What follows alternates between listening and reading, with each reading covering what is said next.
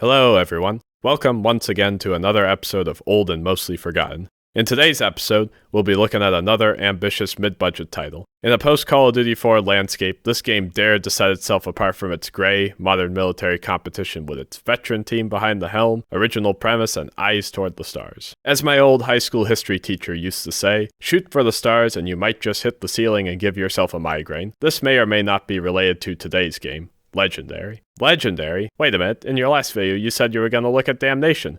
This channel is going down the drain already. Well, you see, I was going to review Damnation, until I found out that the online co-op doesn't actually work anymore. And no way am I playing through a game intended for co-op and single player. Learned that lesson with Dead Island. Well, I also learned that Dead Island isn't a very good game. So sit back, relax, and let's analyze a game that doesn't live up to its lofty title. Alright. Let's get the background details out of the way, out of the bat, as they say. So Legendary is a first-person shooter created by Spark Unlimited and published by Gamecock Media. Surely you know Spark Unlimited. They've created such hit titles like, Lost Planet 3 and Ninja Gaiden Z? Oh.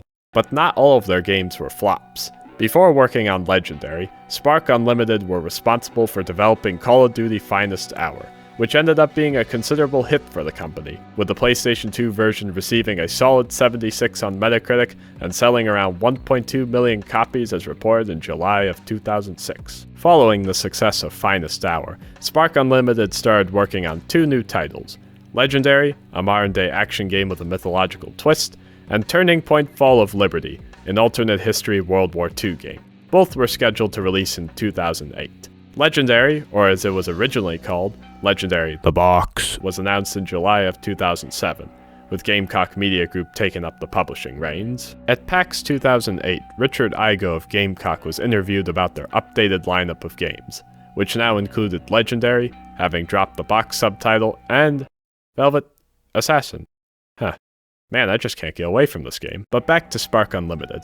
As to be expected, in pre-release coverage leading up to E3, Spark Unlimited were mainly focused on promoting the game's unique setting, as well as their usage of Unreal Engine 3, which was still relatively new at the time. In an interview with PC Games Hardware, which my assistant will read a couple of quotes from, Spark Unlimited CEO Craig Allen explains why they decided to go with Unreal Engine 3.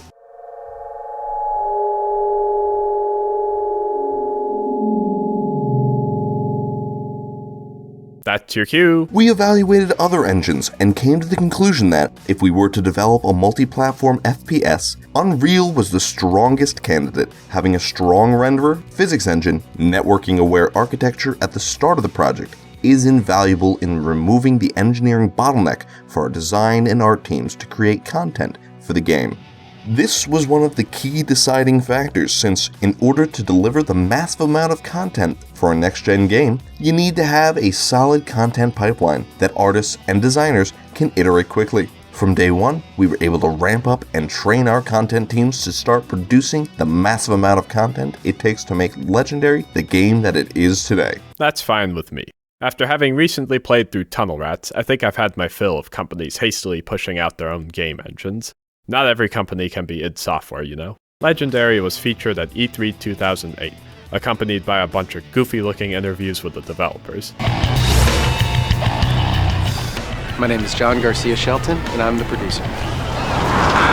See, this is what the most recent E3s have been missing. It's so wonderfully schlocky, I love it. While the premise revolves around the classic Greek myth of Pandora's box, Legendary borrows monsters and creatures from other famous myths and tales. Lead designer Steven Skelton explains the team's approach to selecting which monsters would be included in the game. One of the first things we did when researching the type of creatures that we wanted to have in the game was looking at different mythologies, different creatures, and what their legends said about them. And then we translated that into what could be a good in-game mechanic, and then balanced that against the type of different mechanics we wanted. So, we wanted the werewolf to be a really strong predator.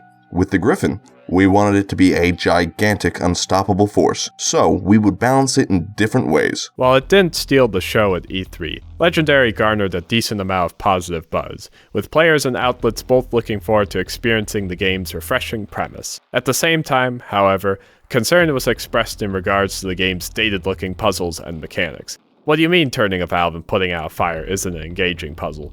You're telling me it's just an artificial game lengthener? That's just crazy talk. Legendary would later be released on the Xbox 360, PS3, and PC in November of that same year. This was confirmed in a trailer for the game. A trailer which I've quoted an embarrassing number of times. With Legendary, we're going to take it where we've never gone before. It's unique. It hasn't been done yet.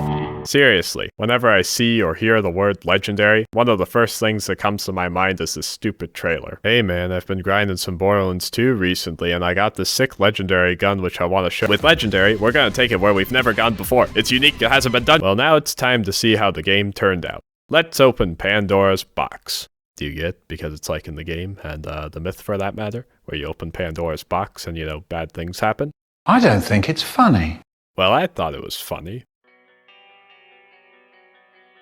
Before we're thrown into the game, Legendary starts off with a brief intro, detailing the turbulent history of Pandora's box and how a secret organization known as the Council of 98 had come into possession of it. In the years leading up to the events of the game, Pandora's box was lost by the Council of 98. It was later recovered by a team of treasure hunters who locked it away in a museum in New York City. This event catches the attention of Ormond Le Fay, the leader of another secret organization called the Black Order, who wants to control the box's power. Together, Le Fay, his assistant Vivian, and a thief named Deckard, no, not that one, hatch a plan to steal the box from the museum. After infiltrating the museum, Deckard accidentally opens the box, unleashing its horrors onto the world and branding his hand in the process, granting him special powers. As creatures from different myths lay waste to the streets of New York City, Deckard and Vivian are betrayed and hunted by the Black Order, since Le Fay is aware of the true power of Deckard's signet and how it could easily foil his plans. Having been a secret agent for them in the past, Vivian contacts the Council of 98, who have emerged from hiding in an attempt to contain the situation. Forming an uneasy alliance, Deckard, Vivian, and the Council of 98 must prevent Le Fay from seizing control of Pandora's box and plunging the world into further chaos. This is where the game shines. No, I'm not praising the plot itself, which, if I'm being honest, is pretty lackluster. It's riddled with cliches, stock characters, and suffers from severe tonal issues. It's too serious to be camp and too awkward to be taken seriously. What the hell? All our systems are losing power. It's a Trojan horse from Le Fay's hard drive. It invades computer networks and it shuts down security protocols. Excuse me, what? Also, if I hadn't been scrubbing through my gameplay footage to write this summary, I would have completely forgotten the names of these characters. None of them are well written, entertaining, or memorably bad. They just kinda exist. I'm pretty sure if you popped open one of their heads, you'd find a giant sign that reads, "This is a template, insert personality here." As for the plot, it's like they gave up halfway through writing it and just resorted to ripping plot points and tropes out of the most recent games they played. I could go on about how the final level is almost beat for beat Half-Life 2's ending, or how, of course, every helicopter you get in crashes. But I think you get the point. But the premise itself, it's a great idea for a game, combining various creatures from different myths, legends, and folklore and letting them run wild in a contemporary setting. From an aesthetic standpoint, it works, and it's enough to make the game stand out in the crowded FPS genre. This premise leads to some creative and imaginative set pieces, such as the opening of the game where griffins are swooping down from the skies and snatching up random civilians. One of my favorite set pieces happens later in the game, when the Big Ben Tower is ripped to shreds during a boss fight against the Kraken.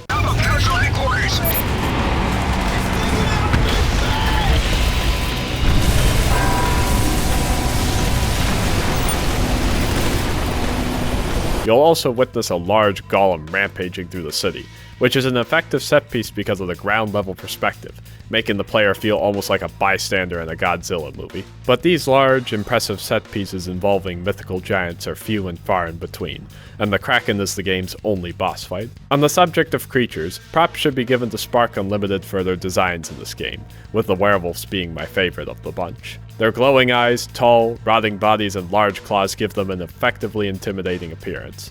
Clear love and effort was put into the appearances of the creatures, and Unreal Engine 3 helps bring them to life in a convincing way. Unfortunately, I can't say the same about the human characters.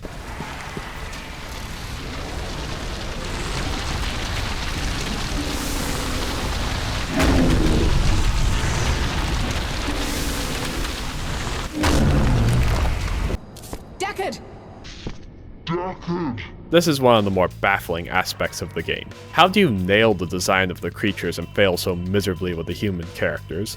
None of them emote in a believable way. They alternate between over-exaggerated expressions and just straight-up uncanny valley nightmare feel. And there is also a tendency for characters to look cross-eyed during cutscenes, which makes it even harder to take the characters and the story seriously. We've got to get to the rooftops and fight them off! We can't let the Black Order reach this facility! Find an elevator and get to the roof! These facial animations looked terrible when the game was released, and age has done them no favors. I'm surprised they didn't just hide everyone's faces behind masks or helmets, which is usually what games like this do when they don't feel like animating faces. Oh, how did this get here? But I could forgive a weak story and janky animations if the gameplay loop is genuinely fun. Well, see, this is where it gets complicated. Legendary is unmistakably a product of its time. Pretty much every major FPS trope you'd expect from a game made in the mid-2000s is present here.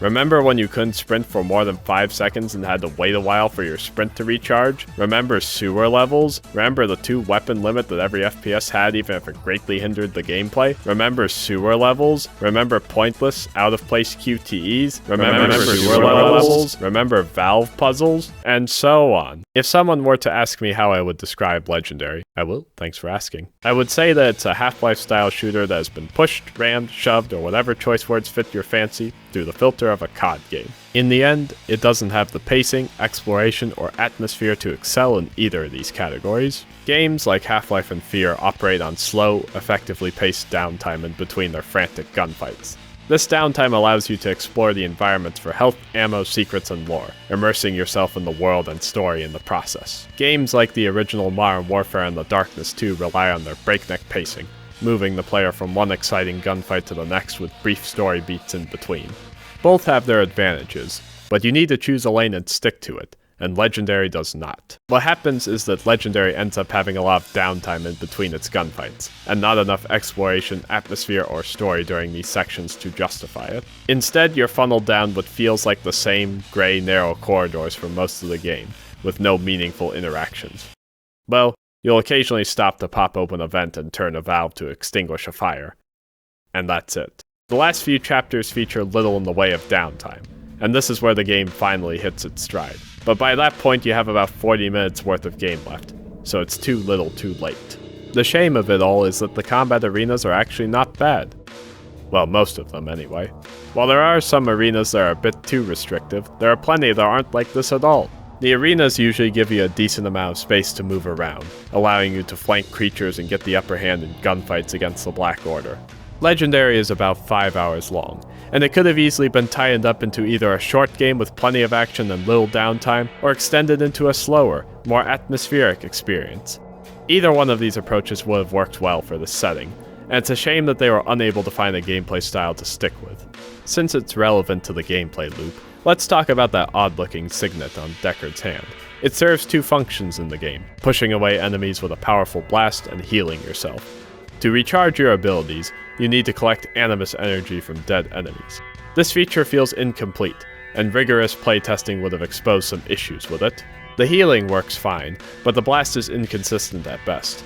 It's supposed to give you breathing room in combat, but you have to be extremely close to enemies for it to have any effect, and it often doesn't hit more than one enemy, which sort of defeats the purpose of using it. It also requires a considerable amount of animus to use, which is best saved for your healing ability, since you don't regenerate health. This wouldn't be a problem if the whole act of collecting animus wasn't so tedious. Instead of running over the animus to collect it, you have to absorb it by holding F. If you're trying to do this in the middle of combat, which you'll often need to, it drains the exciting energy out of the fight as you awkwardly dance around your enemies while absorbing the energy. And are these really the only abilities you could come up with for a game like this? How about abilities that emulate the powers of the creatures in this game, like one that lets you cast a molten fireball, or maybe one that lets you shapeshift into a werewolf?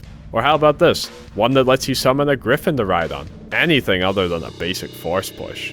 Who knows, maybe they had more abilities planned but cut them for one reason or another. But before we move on to the weapons, can we briefly talk about how bad the jumping is in this game? I don't know if your character loaded up on Big Macs beforehand or if he's just been skipping leg day recently, but either way, there's no excuse for his jumping to be this pitiful. You can barely jump over a box, leading to these awkward moments when you're trying to progress in the game.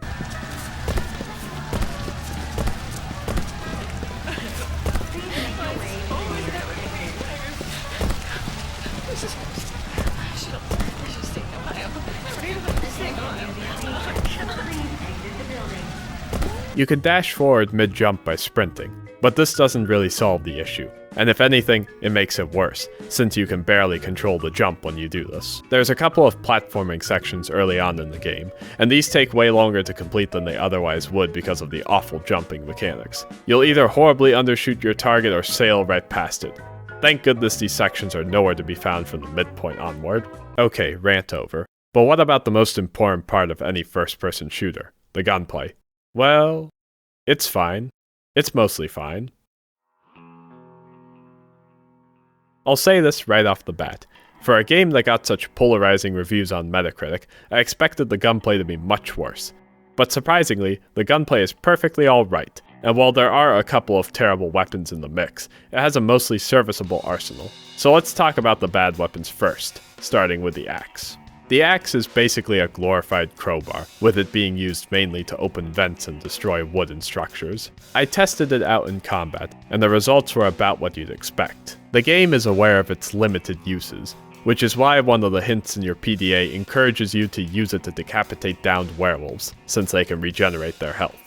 Don't do this, you can literally just shoot their heads off with a gun, and ammo is everywhere in this game, so it's not like you desperately need to conserve it. You'll just end up making the game less enjoyable for yourself by turning all the encounters with the werewolves into a repetitive game of shoot the wolf and chop the head. Shoot the wolf and chop the head. Peel your pears and chop the sprouts. Wait, no, don't do— Peel your pears and chop the sprouts. Peel your pears and chop the sprouts like this. Peel your pears and chop the sprouts. Peel your pears and to chop the sprouts like this. There's the core. Put the core on the board. There's the core. And slice in half. There's the core. Put the core on the board.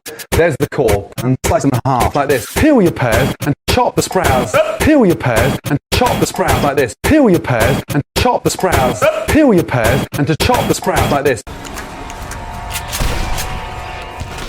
Okay, let's get back on track. The first pistol you get is arguably not even worth mentioning, since you use it for all of 5 minutes before ditching it, and a reviewer with some respect for their audience's time would skip it. So the Desert Eagle also appears in the game, and it's very situational. It's extremely effective against the Black Order soldiers, since it will often drop them in a single shot. Against mythical creatures, however, it lacks the raw damage of the shotgun and the precision of the assault rifle. I barely used it, preferring to stick to the tried and true shotgun rifle combo for most of the game. The shotgun is possibly the most alright shotgun I've ever used in an FPS. If I were to put it on a scale, with the shotgun from Fear at the top and the shotgun from Killzone 1 at the bottom, it would land right in the middle. It's decently effective against Black Order soldiers and most mythical creatures, with werewolves in particular taking about 2 to 3 hits to kill.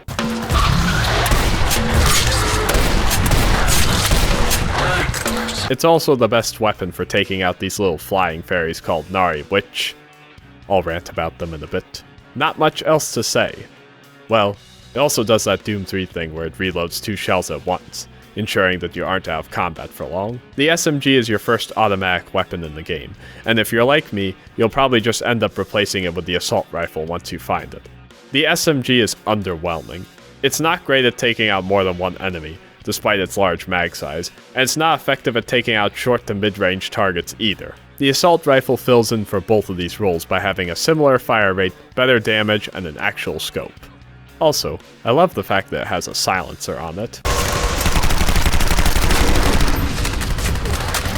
My only issue with it is that the scope sensitivity is a little too high, and I couldn't find any fixes for it online. But both of these weapons are launched out the window when you find the LMG, because who needs accuracy when you've got 200 rounds, am I right?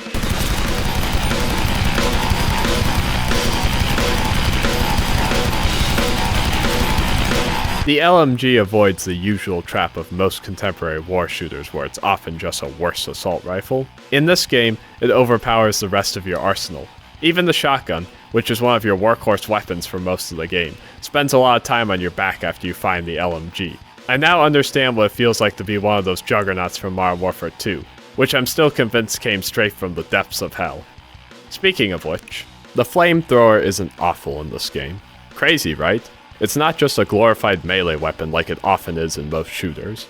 Yes, I am still salty about that section near the end of L.A. Noire. At the same time, I don't think it's worth giving up a weapon slot for it, since you also have Molotov cocktails which basically serve the same function. Unlike the rest of the game's arsenal, ammo for the flamethrower is rare. It's the only weapon in the game that has this issue. but Molotovs are everywhere. I think you can see the solution here. The rocket launcher is similar to the one from Halo 2, with its ability to lock onto targets. You have to be careful while using it, however, since it slows down your movement speed considerably while equipped. You're better off just sticking with your frag grenades though, since the rocket launcher is really only effective against large enemies like the Minotaur and the Griffin, both of which are barely in the game, so you might as well just get rid of it after the Kraken boss fight. Sorry, what? Two of the most iconic beasts in mythology and you're telling me they're barely in the game? Yeah, I was disappointed too. I couldn't figure out where to put this rant, so I'm just gonna stick it right here at the end. I'm sure you've noticed in the background gameplay footage that I've been mainly fighting werewolves and Black Order soldiers. Well yeah, that's most of the gunfights in this game. What about the fire drakes? They're in the opening levels and that's pretty much it. Those weird flood-like creatures in a couple of scripted sequences. The Griffins, 3 encounters. The Minotaurs, 3 times in the entire game. That is criminal. Look, I bought this game because I wanted to fight the entire catalog of mythological creatures. Not spend most of the game fighting discount Wayland Yutani and oversized doggos. The werewolves are a fun enemy to fight every now and then, but when that's all you're fighting for most of the game, it gets boring very quickly.